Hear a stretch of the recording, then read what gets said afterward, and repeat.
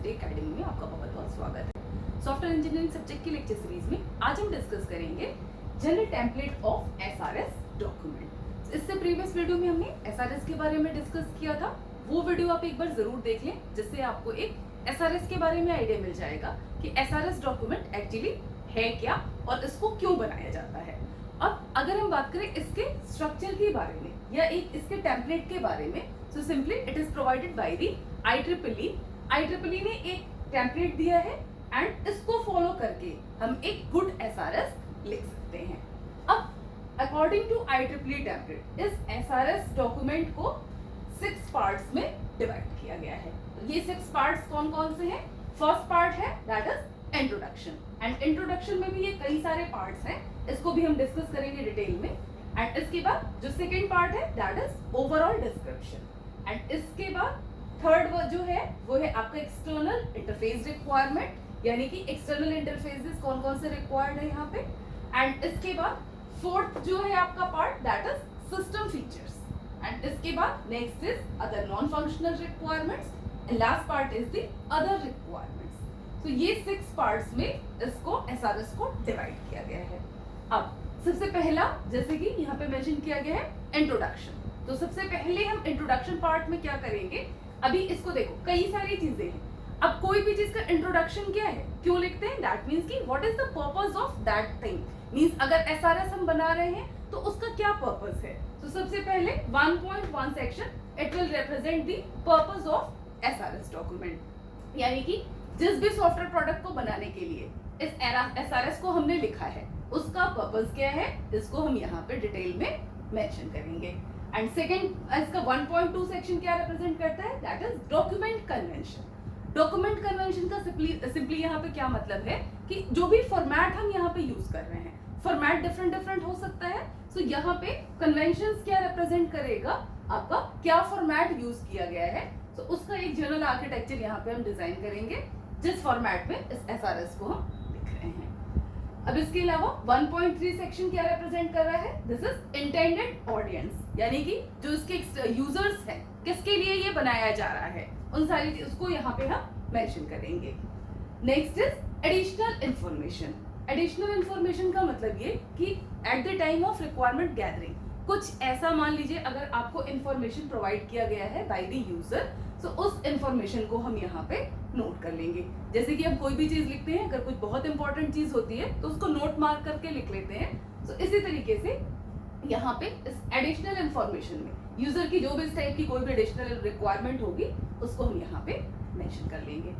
अब इसके बाद नेक्स्ट है contact information and SRS team member, यानी कि अब इसमें जिन लोगों ने एसआरएस को बनाया है तो उनका कॉन्टैक्ट इंफॉर्मेशन यहाँ पे होगा, एंड टीम मेंबर्स का इंफॉर्मेशन यहाँ पे होगा, कौन कौन से टीम मेंबर्स हैं जो कि इस पर्टिकुलर प्रोजेक्ट पे काम कर रहे हैं एंड इस एसआरएस को बनाने में हेल्प कर रहे हैं। एंड इसके अलावा 1.6 section it will represent the various references, यानी जिसको फॉलो करके उस प्रोडक्ट से रिलेटेड जो भी चीजें हैं जहां से हम इंफॉर्मेशन गैदर कर रहे हैं, तो वो सारे रेफरेंसेस हम यहाँ पे मेंशन करेंगे। तो इस तरीके से ये आपका फर्स्ट सेक्शन कंप्लीट होगा इंट्रोडक्शन वाला। अब इसके बाद सेकेंड सेक्शन है दैट इज ओवरऑल डिस्क्रिप्शन। अब ओवरऑल डिस्क्रिप्शन में क्या होगा, इसमें हम बात करेंगे प्रोडक्ट की, यानी कि जो भी प्रोडक्ट बनाया जा रहा है उसके बारे में जितनी ज्यादा से ज्यादा इंफॉर्मेशन हम यहाँ पे अगर लिख सकते हैं तो उसको हम यहाँ पे मेंशन करेंगे। So first is product perspective. Product perspective का मतलब कि जो भी प्रोडक्ट बनाया जा रहा है वो किस पॉइंट ऑफ व्यू से बनाया जा रहा है, उसका एम क्या है, ये सारी चीजें हम यहाँ पे लिख सकते हैं। Next is product functions. Product functions का मतलब कि क्या क्या टास्क वो प्रोडक्ट परफॉर्म करेगा, क्या क्या काम करेगा, सो वो सारी चीजें यहाँ पे additionally you can write like task perform, जो भी टास्क ये परफॉर्म करेगा ये प्रोडक्ट उसको हम यहाँ पे लिख सकते हैं।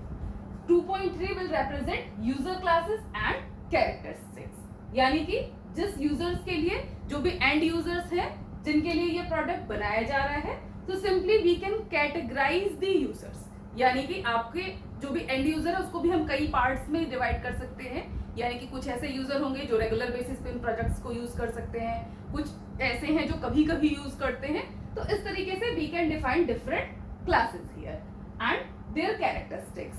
सो इस तरीके से ये 2.3 सेक्शन कंप्लीट हो जाएगा। अब इसके बाद next is 2.4 that is operating environment, यानी कि अब यहाँ पे क्या होगा, जिस एनवायरनमेंट में आपका ये प्रोडक्ट वर्क करेगा, यानी कि उसका टेक्निकल स्पेसिफिकेशन हो सकता है, सिस्टम स्पेसिफिकेशन हो सकता है। सो ये इस प्रोडक्ट का एनवायरनमेंट हम यहाँ पे मेंशन करेंगे। एंड इसके अलावा 2.5 सेक्शन क्या रिप्रेजेंट करेगा, design implementation constraints. After defining this environment, यानी कि इसकी जो भी टेक्निकल यहाँ पे टेक्निकलिटीज है उसको बताने के बाद अब नेक्स्ट में हम क्या उसको कैसे डिजाइन कैसे करना है उस प्रोडक्ट को, क्या डिजाइन टेक्निक यहाँ पे यूज होगी, वो सारी चीजें लाइक आप यूज केस डायग्राम्स डिजाइन कर सकते हो, डाटा फ्लो डायग्राम्स डिजाइन कर सकते हो। तो ये सारी चीजें इसमें डिजाइन सेक्शन में मेंशन की जाएंगी। एंड आफ्टर डिजाइनिंग अभी क्या होगा, next will be the implementation constraint, यानी कि किस लैंग्वेज में उसको इम्प्लीमेंट करना है या किस प्लेटफॉर्म पे को यूज करके उसको बनाना है। तो ये सारी चीजें अब हम इस वाले सेक्शन में लिखेंगे। Next 2.6 that is user environment. अभी यूजर एनवायरनमेंट क्या है कि ये जो भी प्रोडक्ट बनाया जा रहा है इसको यूज करने के लिए क्या क्या यूजर के पास क्या क्या चीजें होनी चाहिए, किस प्लेटफॉर्म पे यूजर उसको मींस यूज कर सकता है, एंड यूजर का जो भी एनवायरनमेंट है, जिस एनवायरनमेंट पे यूजर उस प्रोडक्ट को यूज करेगा, वो सारी चीजें हम यहाँ पे लिख सकते हैं। यानी कि जैसे कई बार आपने देखा होगा कि जब भी कोई भी प्रोडक्ट या सॉफ्टवेयर आप डाउनलोड करते हो तो आपको पहले ही बता देता है कि उसके लिए किस किस प्लेटफॉर्म का रिक्वायरमेंट होता है, किस टाइप की क्या सारी सिस्टम रिक्वायरमेंट्स है, then only you will be able to download दो सॉफ्टवेयर्स एंड उसके बाद ही आप उसको यूज कर सकते हो। तो इस तरीके से ये यूजर रिक्वायरमेंट्स यहाँ पे लिखी जाएंगी। इसके बाद लास्ट सेक्शन इसमें 2.7 that is assumptions and dependencies. अब असम्पशन एंड डिपेंडेंसीज का मतलब क्या है कि जब भी कोई चीज बना रहे हैं तो एक लोग तो सिर्फ काम नहीं कर रहे हैं, उसमें कई सारे टीम मिलके काम करती है।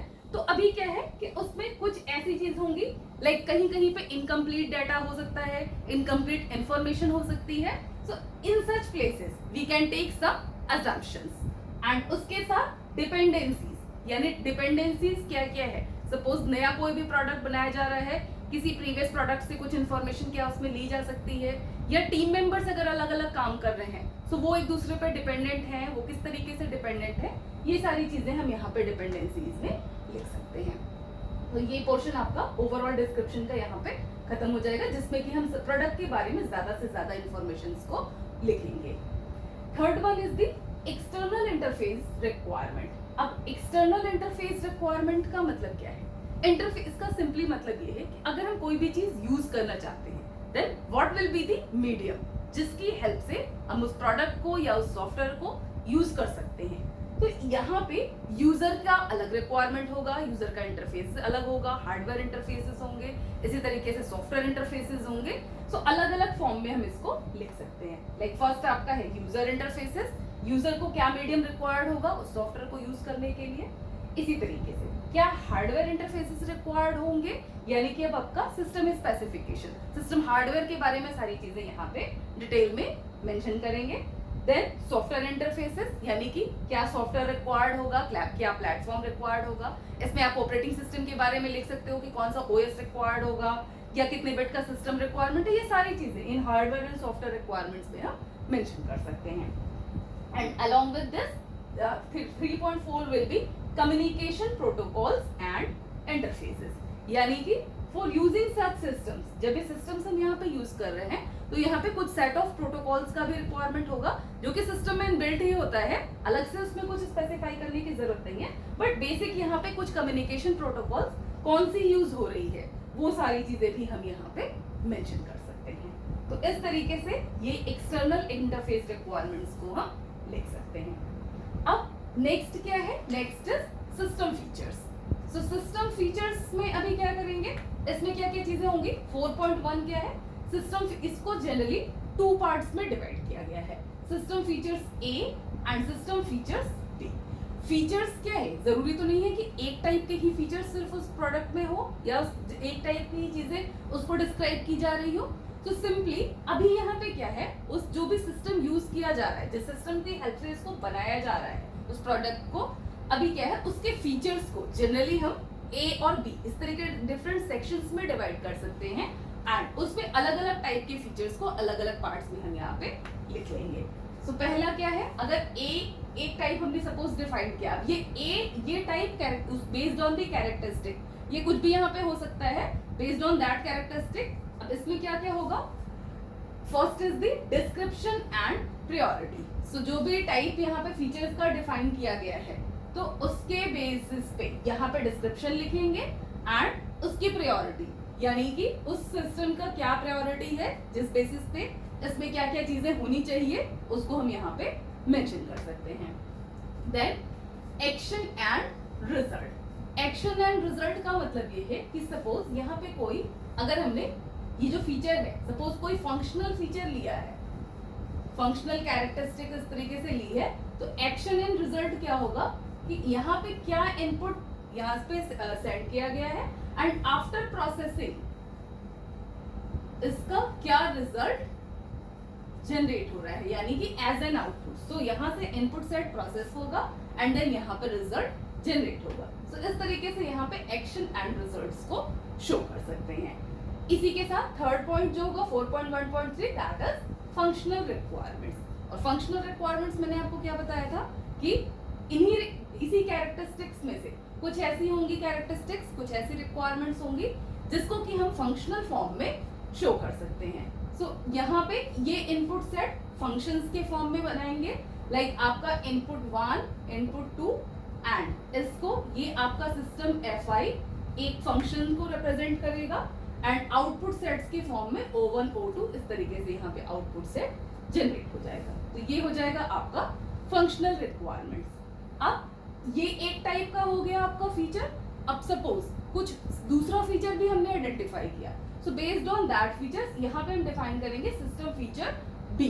अब इस सिस्टम फीचर बी में भी यही सारी चीजें होंगी, लाइक आपका डिस्क्रिप्शन एंड प्रायोरिटी होगा एंड इसके अलावा एक्शन एंड रिजल्ट होगा, देन फंक्शनल रिक्वायरमेंट्स। तो इस तरीके से हर एक सेट के लिए ये यहाँ पे 3 चीजें ये हम डिस्क्राइब करते जाएंगे। सो हर एक फीचर का फंक्शनल रिक्वायरमेंट अलग अलग होगा। एक टाइप का फीचर है उसके लिए एक सेट ऑफ फंक्शनल रिक्वायरमेंट होगा, बी टाइप का फीचर है तो उसमें उसका अलग सेट ऑफ रिक्वायरमेंट होगा एंड सो ऑन। अब इसको कंप्लीट करने के बाद अगर और भी कुछ चीजें रह जाती हैं, मींस इन फंक्शनल रिक्वायरमेंट्स को छोड़ के जो रिक्वायरमेंट रहती है नॉन फंक्शनल टाइप, जिसको कि हम फंक्शनल फॉर्म में रिप्रेजेंट नहीं कर सकते हैं, तो यहाँ पे अब उसको हम मेंशन करेंगे in fifth section, that is other non functional requirements. अब नॉन फंक्शनल रिक्वायरमेंट्स क्या क्या मैंने आपको बताया था, क्या चीजें शो करेगा, लाइक परफॉर्मेंस हो गया या क्वालिटी एट्रीब्यूट्स हो गया, तो ये सब आपका होता है नॉन फंक्शनल रिक्वायरमेंट। तो यहाँ पे लाइक फर्स्ट 5.1 ये हो गया परफॉर्मेंस रिक्वायरमेंट, यानी कि कितना अच्छा आपका वो सिस्टम परफॉर्म कर रहा है या खराब परफॉर्म कर रहा है तो उसमें कुछ रिफाइनमेंट की जरूरत है, तो बेस्ड ऑन दिस इसको हम परफॉर्मेंस रिक्वायरमेंट्स को लिख सकते हैं। अब इसी तरीके से 5.2 क्या है, सेफ्टी रिक्वायरमेंट्स, यानी कि जो प्रोडक्ट हमने बना रहे हैं उसको जिस सिस्टम पे यूज कर रहे हैं उस सिस्टम पे यूज करते टाइम क्या सेफ्टी मेजर्स यहाँ पे रिक्वायर्ड है उसको हम यहाँ पे सेफ्टी रिक्वायरमेंट्स में लिख सकते हैं। अदरवाइज क्या होगा, मान लो सॉफ्टवेयर को हमने डाउनलोड किया, इंस्टॉल किया और हो सकता है कि ये सिस्टम फेलियर कॉज करे, तो इससे बचने के लिए पहले ही यहाँ पे सेफ्टी रिक्वायरमेंट्स हम लिख सकते हैं। इसके अलावा next is security requirement. So safety and security ये एक साथ कुछ चीजें हम यहाँ पे सिक्योरिटी के लिए लाइक फायरवॉल्स यूज कर सकते हैं अपने सिस्टम में या एंटीवायरस का यूज करते हैं, तो ये सारी चीजें यहाँ पे सिक्योरिटी मेजर्स को डिनोट करेंगी। अब फोर्थ पॉइंट 5.4 ये क्या रिप्रेजेंट करेगा, सॉफ्टवेयर क्वालिटी एट्रीब्यूट्स, यानी कि जब भी हम कोई सॉफ्टवेयर प्रोडक्ट बनाते हैं, सो मैंने आपको बताया था कि उसमें क्वालिटी एट्रीब्यूट्स को फॉलो करते ही वही बनाएंगे। मींस हम चेक करेंगे कि क्या क्या ऐसी चीजें, क्या क्या ऐसे मेजर्स हम यूज करेंगे जिसको फॉलो करके अगर हम चीजें लिखते हैं, सॉफ्टवेयर बनाते हैं, तो वो एक गुड सॉफ्टवेयर बनेगा या गुड एसआरएस बनेगा। तो उन सारी जो भी क्वालिटी एट्रीब्यूट्स है उसको हम यहाँ पे लिख सकते हैं। और क्वालिटी एट्रीब्यूट्स आपका अगेन वही क्या है, सारी चीजें like reliability, portability, performance, security, ये सारी चीजें हम इसमें क्वालिटी एट्रीब्यूट्स में लिख सकते हैं। अब इसके बाद 5.5 सो 5.5 क्या है? This is project documentation. So project documentation का मतलब क्या है कि जैसे जब भी अब सॉफ्टवेयर प्रोडक्ट जो भी बनाया जा रहा है तो उसके इतने सारे यहाँ पे हमने चीजें लिखी। ये तो हो गया एसआरएस का पार्ट कि इस तरीके से ये सारी रिक्वायरमेंट्स लिख ली एंड ये सब। बट अब जब प्रोडक्ट बना रहे हैं तो उसका भी तो एक अलग से रिपोर्ट बनेगा। यानी आपने भी जैसे अगर अपने कॉलेज में प्रोजेक्ट कोई भी बनाया होगा, लाइक मिनी प्रोजेक्ट बना रहे होगे या मेजर प्रोजेक्ट बना रहे होगे, तो उसको बनाने के बाद क्या करते हैं? एक तो सिंपली उसका हम सिनॉप्सिस सबमिट करते हैं, देन उसका एसआरएस सबमिट करते हैं एंड इसके बाद लास्ट में जब हम कंप्लीट कर लेते हैं प्रोजेक्ट को, तो उसमें हम क्या करते हैं? उसका एक रिपोर्ट बनाते हैं जिसमें कि उसका डिटेल्ड डिस्क्रिप्शन उस प्रोजेक्ट के बारे में लिखा होता है। इसी का यहाँ पे इसी की बात कर रहे हैं प्रोजेक्ट डॉक्यूमेंटेशन की। आफ्टर कंप्लीटिंग दिस प्रोजेक्ट अब हम उसका क्या करेंगे? डॉक्यूमेंटेशन। और वो डॉक्यूमेंटेशन भी इसी तरीके से कई पार्ट्स में डिवाइडेड होता है। लाइक आपका इंट्रोडक्शन होगा, देन उसके टेक्निकल स्पेसिफिकेशंस होंगे, सिस्टम रिक्वायरमेंट्स होगा जिसको आप हार्डवेयर और सॉफ्टवेयर रिक्वायरमेंट्स के फॉर्म में डिफरेंशिएट कर सकते हो।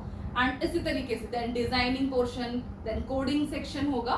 सो ये सारी चीजें इस प्रोजेक्ट डॉक्यूमेंटेशन में इवन कोडिंग भी जो हमने किया है, इम्प्लीमेंटेशन जो किया है, उसको भी हम यहाँ पे मेंशन करेंगे। सो पूरा ये डिटेल डिस्क्रिप्शन इंक्लूड करेगा।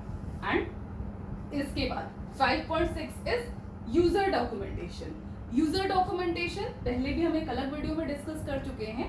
यूजर डॉक्यूमेंटेशन जनरली यहाँ पे 2 टाइप का आप दे सकते हो। एक तो आप यूजर मैनुअल हो जाएगा किस उस सॉफ्टवेयर को यूज करने के लिए, क्या यूजर मैनुअल मींस यूजर उसको किस तरीके से यूज करे इसके बारे में लिखा होगा। एंड दूसरा होगा आपका ऑपरेशनल मैनुअल।